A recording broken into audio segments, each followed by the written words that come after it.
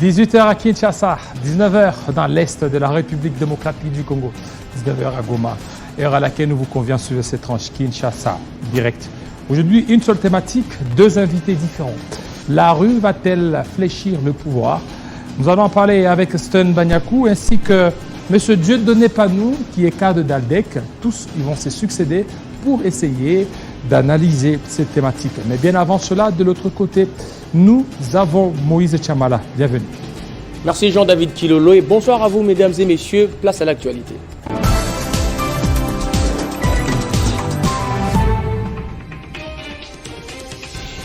Le président de la République démocratique du Congo, Félix Tshisekedi, était en face de la diaspora congolaise en Chine, mission de l'EAC en RDC, économie, élection 2023, manifestation de l'opposition, tout a été passé au peigne fin durant cette rencontre. Matinée très mouvementée dans les centres-villes de Kinshasa, les 4 leaders de l'opposition ont défié la police pour déposer leur mémorandum au siège de la CENI à 1 minute de la gare centrale. Conséquence, les activités ont été sérieusement bouleversées parce qu'il fallait absolument fouiller toutes les entrées.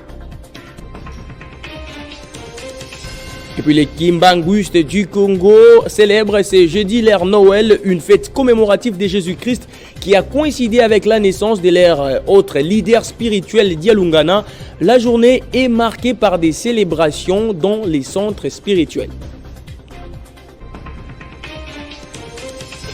25 mai 1963, 25 mai 2023, cela fait exactement 60 ans depuis que les chefs d'État africains ont fondé l'organisation de l'Union africaine OUA. L'institution devient par la suite le 9 juillet 2002 l'Union africaine dont l'objectif est de promouvoir la paix, la sécurité et la stabilité dans les continents africains. Tous ces titres vous seront développés à la grande édition des 19h par Bédrine Kenge. Mais entre-temps, Kinshasa Direct, c'est de l'autre côté avec Jean-David Kilolo.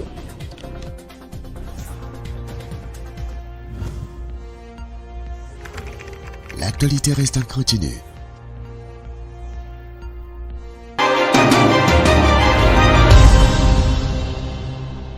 La rue va-t-elle fléchir le pouvoir? On a vu des organisations de marche et aujourd'hui c'était le sit-in devant la Commission électorale nationale indépendante quand bien même la police nationale congolaise a interdit cette manifestation. Nous allons en parler avec M. Dieudonné Panou, bienvenue. Merci beaucoup, M. David Kilolo. Vous êtes kimbanguiste? Non, je ne suis pas kimbanguiste. Qu'est-ce qu'il prouve? Là, je vois que vous êtes en vert. Oui, je suis en vert. C'est la couleur préférée de notre parti politique, notre formation politique. Alliance des démocrates chrétiens du Congo. ALDEC. ALDEC en sigle. Parti cher à son excellence, princesse Adèle Kaïna Maïna, qui est notre autorité morale et la haute hiérarchie de référence de ce parti. Et d'ailleurs, je saisis d'emblée l'opportunité pour vous remercier de me recevoir sur ces magnifiques, fantastiques plateaux. Et aussi, je salue le directeur général, à la personne de Jean-Marie Kassamba, pour la qualité effectivement du travail que vous faites. Je vous suis tout le temps et j'apprécie fort. Je pense que Jean-Marie Kassamba a suivi et a entendu. Alors, vous êtes là, cadre de ALDEC. ALDEC, il y a beaucoup d'accusations envers votre autorité morale. Accusations de détournement. On a vu, il y a eu même certains communicateurs qui sont attaqués à ALDEC. Comment vous vous sentez lorsqu'on attaque votre autorité morale? Avant l'amorce de la question que vient de soulever, d'ailleurs, je vous remercie pour la question. Je tiens d'emblée à saluer mon autorité morale, Maman Princesse Adèle Kaïnda, là où elle me suit en ce moment. Sans oublier le PNAI, président national AI du parti, l'honorable Smith Kapenda, le secrétaire général, professeur émérite Touaremba et les deux secrétaires généraux adjoints. Partout où ils sont, effectivement, qu'ils trouvent ici l'expression de mes salutations les plus distinguées. Allez-y, ça c'est une émission, c'est pas une émission de Mabanga. Oui, oui. Allez-y. Vous savez, Monsieur David, nous sommes une formation politique d'obédience chrétienne. En tant que formation politique d'obédience chrétienne qui tire ses valeurs de la Bible, conformément au Galates 5, 22, je sais bel et bien ce que dit Galates 5, 22, qui relève les différents fruits de l'esprit, l'amour et autres. Alors, dire que notre autorité morale est accusée de beaucoup de mots, bien sûr. Beaucoup de détournements, qu'il aurait à détourner autant de sommes. Ce sont les gens qui le disent. Je ne sais pas si vous avez déjà pris le temps de vous approcher de son Excellence Princesse Adèle Kaïnda et connaître qui elle est. Prenez votre temps de vous approcher de cette dame de conviction, vous saurez qui est-elle. C'est une femme de valeur. Ce n'est pas pour rien que nous sommes autour d'elle, c'est parce que nous avons découvert en elle une profondeur. C'est parce que nous avons trouvé que c'est la personne qui mérite bien pour être appuyée, pour l'accompagner, pour être derrière elle, pour demeurer ensemble dans la même formation politique dont elle est l'initiatrice. C'est ce que j'ai entendu un certain communicateur de l'AFDC, à la personne de Yvon Yanga, je le cite aujourd'hui, Yvon Yanga, qui a poussé son outrecuidance pour citer sans crainte et avec audace Maman Princesse Adèle Kaïnda, en relevant malencontreusement des fausses allégations, sans précision aucune, sans clarté aucune, tout en laissant l'opinion perplexe. Permettez-moi de vous dire, Monsieur David, notre peuple mérite respect et considération. L'opinion publique n'est pas un dépotoir où n'importe qui peut venir et jeter les déchets comme bon lui semble. Mais pourquoi seulement elle qui est citée de temps en temps? Il y a l'IGF dans son dernier rapport qui a cité Adèle Kaïnda. Il y a le monsieur dont vous faites allusion, c'est qui est Anguille sous roche. D'aucuns ignorent qu'on ne jette pas de la pierre à l'arbre qui n'a pas de fruits. Quand on lance de pierre à un arbre, sachez que cet arbre a des fruits que l'on veut que ça puisse tomber et qu'on en consomme. Si vous voyez le flèche de part et d'autre dirigé contre la haute autorité de référence d'un parti modèle en République démocratique du Congo, ALDEC, sachez que il y a quelque chose, il y a une étoile qu'on a appréhendée en elle, et cette étoile est combattue. C'est la raison pour laquelle vous voyez toute cette guerre qui est déclenchée les jours comme la nuit contre elle. Mais je tiens à vous dire, peu importe la guerre qui peut être faite, qui peut lui être faite, mais elle ne sera jamais vaincue parce qu'elle sait où elle se tient. Et vous savez, c'est avec méfiance et indignation que j'ai suivi, messieurs, les communicants ou les communicateurs de l'AFDC, ils vont... Ne citez pas son nom, vous avez déjà cité son nom, il ne faut pas faire sa publicité. Qui relèvent bien entendu des allégations qui ne disent pas leur nom. Lorsque le monsieur commence par dire que Maman Princesse Adèle Kaïnda est traîtresse comme il l'a dit là, mais je me suis posé la question de savoir, est-ce que ce monsieur prend tout son temps à comprendre la portée? Mais vous ne voyez pas que, parce que vous avez pas des Galates 5, 22, parmi les fruits de l'esprit, pourquoi elle n'a pas cultivé aussi la maîtrise de soi, et avoir aussi la loyauté?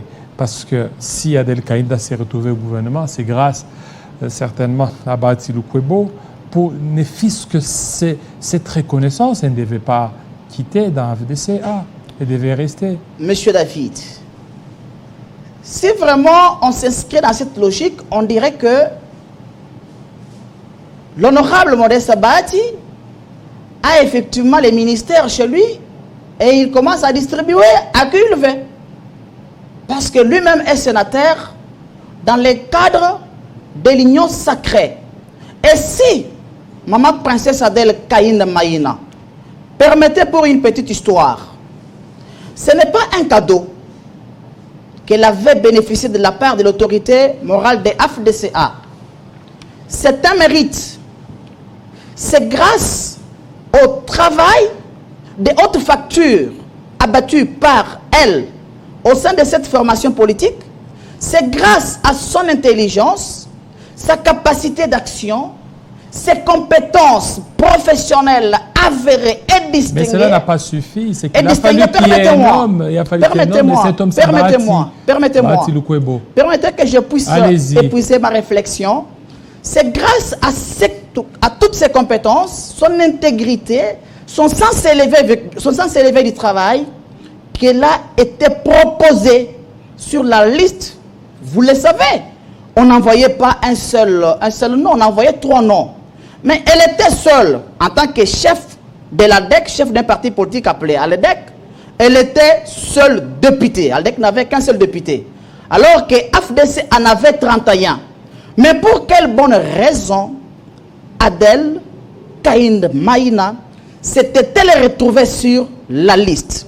Et quand la liste est arrivée auprès du président de la République, chef de l'État Félix Antoine Tshilombo, que je salue en ce moment, c'est lui, par rapport, n'est-ce pas, à sa façon de voir les choses, à sa vision, qu'il a compris que Madame Princesse Adèle Kaïnda mérite bel et bien ma confiance et elle incarne l'essence élevée du travail et elle est à même de me rendre un bon service à la population congolaise. Merci à Bahati Lukwebo. On doit lui dire merci par rapport au corps parce que elle nous a pas donné un cadeau. Vous savez, pour votre information, lorsque les sénateurs, le président du Sénat, Modeste Bahati, s'était auto-exclu, c'était auto-exilé. Exilé. Voilà, c'était auto-exilé lorsqu'il y avait des tensions entre Néné Koulou et lui. Et vous savez, c'était Madame Princesse Adèle Kaïnda qui était restée avec AFDC. Voilà. Et pour votre information, il s'était hautement investi pour que AFDC aujourd'hui arrache cette autonomie, n'est-ce pas? Et que AFDC puisse avoir bel et bien tout ce qu'il a aujourd'hui comme avantage. Donc, ce que AFDC est devenu aujourd'hui, ma princesse Adèle Kaïnda Maïna a une part de responsabilité. Donc, elle a contribué à plus haut niveau à l'expansion, à l'épanouissement de l'AFDC. Et d'ailleurs, par contre, c'est à eux de dire merci à l'excellence princesse Adèle Kaïnda pour avoir travaillé. Allons à notre thématique. Il y a eu des marches, il y a eu aussi des sit-ins. Quelle lecture faites-vous de toutes ces activités? Une marche qui a été réprimée par la police, mais aujourd'hui un sit-in qui a été refusé, mais il n'y a pas eu beaucoup de cas comme la fois dernière. Monsieur David, nous sommes dans un pays démocratique. Par rapport à ce qui se passe dans ce pays, avec ce qui se passe ailleurs, il y a lieu de remercier Félix Antoine Tshisekedi Tshilombo à cause de sa façon de travailler, à cause de son combat effréné de réussir à instaurer l'état de droit, de réussir de travailler pour l'effectivité de la démocratie dans ce pays. Vous savez, le droit de manifester est un droit fondamental parce que ce droit est consacré dans la Constitution de la République démocratique du Congo. Mais alors, Lorsque vous voulez manifester, vous prenez la résolution de manifester, d'occuper un espace public quelconque, la loi voudrait que vous puissiez en informer l'autorité qui gère les gestionnaires de cet espace public que vous comptez, bien entendu, occuper. Donc, dans toutes les manifestations qui sont organisées, vous allez vous rendre compte qu'il y a une coordination entre la partie qui tend à organiser la marche et les gestionnaires de l'espace qui doit être occupé, pour voir dans quelle mesure on doit encadrer les manifestants pour éviter qu'il n'y ait pas dérapage, pour éviter qu'il n'y ait pas, bien entendu, qu'on ne puisse pas troubler l'ordre public. Effectivement, c'est ce qui avait été fait le 20. L'autorité municipale avait été saisie par l'opposition pour la tenue de leur manifestation qui a eu bel et bien lieu le 20. Et l'autorité a déterminé l'itinéraire que l'opposition allait suivre. Mais nous avons bel et bien... Est-ce qu'il appartient à l'autorité de définir l'itinéraire? Tout à Parce que fait. nous sommes dans un régime d'information. Tout à fait. L'autorité, quand vous informez, monsieur David, cela ne veut pas dire qu'on doit, sans prendre les mesures d'encadrement, sans prendre les mesures de protection pour éviter que l'ordre public ne soit pas troublé, vous laissez évoluer de cette façon-là. Non. Pourquoi? Parce qu'à l'heure actuelle, où notre pays est confronté par la situation sécuritaire, il fallait que l'autorité puisse prendre des dispositions, des mécanismes importants pour pouvoir permettre d'ailleurs à ce que l'opposition fasse sa manifestation dans les conditions régulières, dans les conditions saines et consacrées à cet effet. Et par contre, si moi j'étais à leur place, je serais heureux. Pourquoi? Parce que l'autorité municipale... Mais après, il y a eu la répression. Il n'y a pas eu la répression. Alors, qu'est-ce qu'il y a eu? Il n'y a pas eu la répression, monsieur. Il y a eu quoi? Il n'y a pas eu la répression, monsieur David. Il y a eu quoi? Monsieur David, il n'y a pas eu la répression. Si vous regardez bien, parce qu'il y a les images. Il y a eu quoi? Il y a eu les images. S'il n'y a pas eu de répression. Il y a eu le maintien de l'ordre. Mais pour votre information, en molestant l'enfant, un mineur. On n'a pas molesté l'enfant comme tel. Pour votre information, vous êtes sans ignorer que les agents de l'ordre qui s'étaient méconduits, sont aujourd'hui aux arrêts. Ils sont arrêtés. Pourquoi? Parce que... C'est qu'il y a eu répression. Il n'y a pas... Parce qu'on ne pouvait pas les arrêter s'il n'y a pas eu répression. Non, monsieur. Simple, non? Non, monsieur.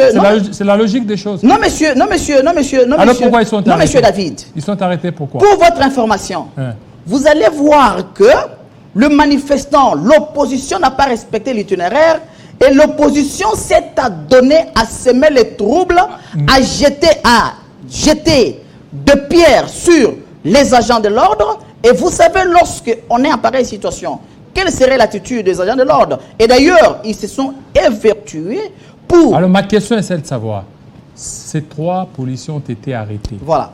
Pourquoi?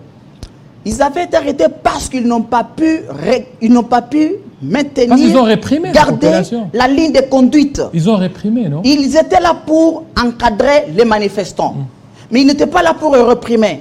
Parce qu'ils se sont méconduits à un dérapage, c'est la raison pour laquelle ils sont aux arrêts. Parce qu'on ne peut pas encourager, n'est-ce pas? Alors les sit-ins aujourd'hui, les sit-ins de l'opposition devant la CENI, qui veut certainement qui est organisation des élections crédibles.